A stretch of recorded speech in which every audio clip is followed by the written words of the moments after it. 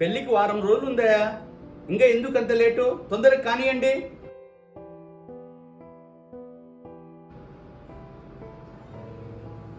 ఏమే, పెళ్లి కూతురు వచ్చిందే? ఇప్పుడు పెళ్లి కూతురు రావడం ఏంటండి?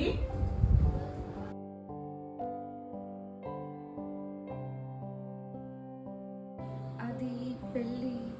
కొంపదీసి పెళ్ళి అయిపోయమంటుందా? ఇప్పుడే వద్దంటుందా? కొంపదీసి నేనే నచ్చలేదేమో. అంటే ఈ పెళ్ళి గ్రాండ్ గానే చేయాలా?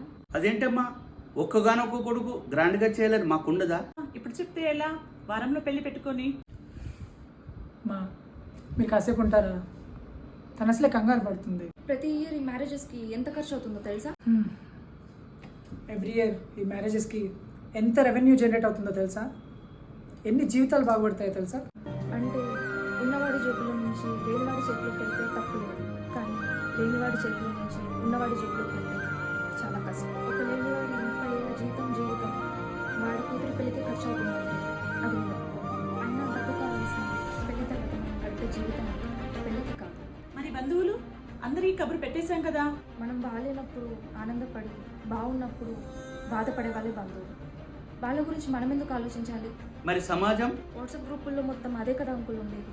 పెళ్ళైన తర్వాత ఒక ఫోటో పెడితే సరిపోతుంది. కనీసం భోజనాలైనా ఉంటాయమ్మా. ఇన్ని రోజులు ఒక అందమైన అమ్మాయిని పెళ్లి చేసుకుంటున్నాను, కానీ ఒక మంచి అమ్మాయిని చేసుకుంటున్నాను.